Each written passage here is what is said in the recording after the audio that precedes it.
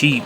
Pass me another, squawked Grom. as soon as you pay for the last one, Muttered the old tavern master as he begrudgingly filled up another cup of the poisoning ale in compliance with the orc's order.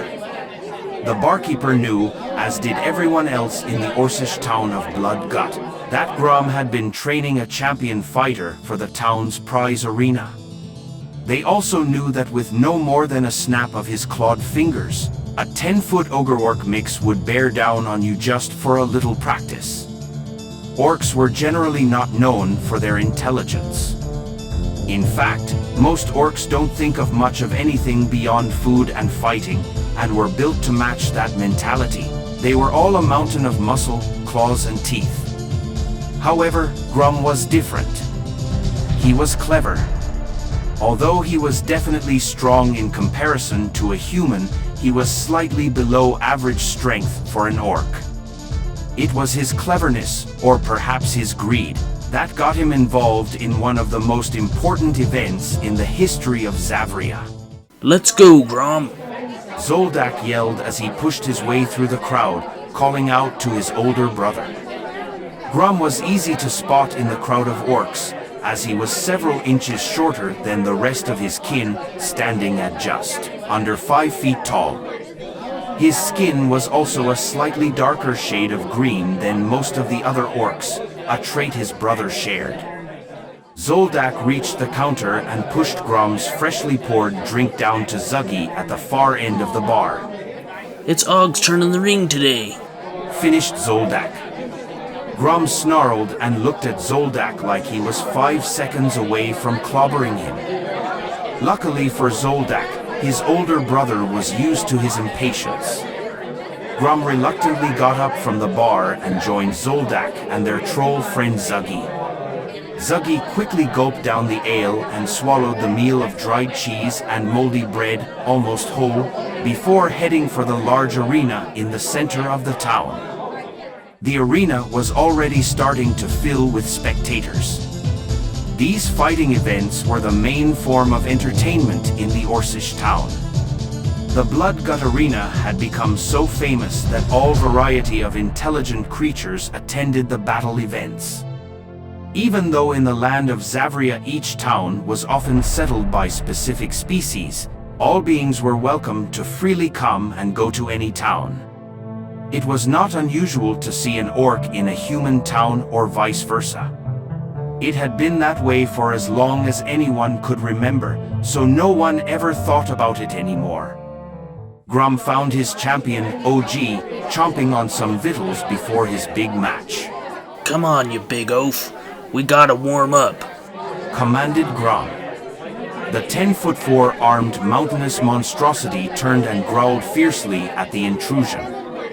Suddenly, a flash of recognition crossed his face, and he obeyed his trainer. There were 4 teams competing in the battles that day. The winning team would take home deeds to some prime land and a considerable sum of the Xavrian currency, gold.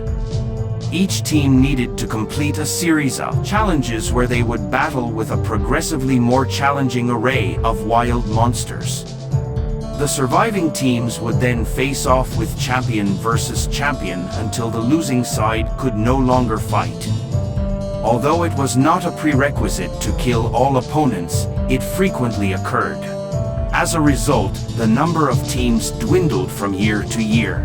Zuggi, the troll, began warming up by practicing his axe throws. The troll stood about 7 feet tall with his long stringy gray hair dangling past his shoulders. As was typical of his race, his nose was long and pointed, much like his ears. His green skin tone matched that of most of the members of his race. However, he bore several tribal tattoos to proudly represent his many accomplishments both in the ring and in his life. Several of these tattoos he'd had for as long as he could remember. He'd been throwing things his whole life, and had refined his skill to the point of perfection. The claim for the past several years had been that he was able to pick the wings off a fly from over 50 yards away. Zuggi didn't talk much, but he was fiercely loyal to Grom and his brother Zoldac. He first met up with them 8 years ago when they saved him from an attack of wildwood wolves. Being unable to remember anything from his past, he agreed to join their group in hopes of one day regaining his memories. In the meantime, he simply hoped to gain some honor in the arena and keep his belly full between matches. OG lumbered over to the stash of weapons, grabbed his 100-pound maul and began smashing wooden practice dummies.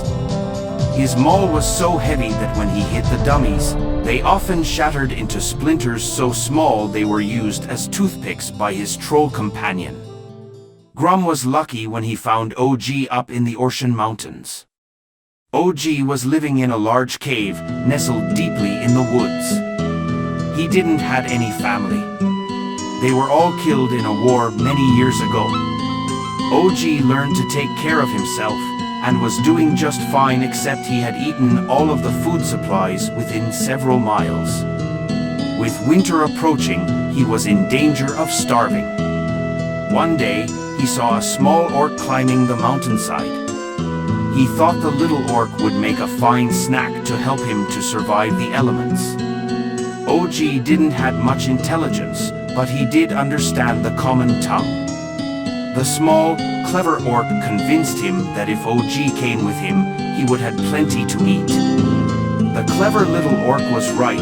He had a new champion for the battle arena, one that was going to be hard to beat. This created a golden gleam in Grom's greedy eyes and food in OG's stomach.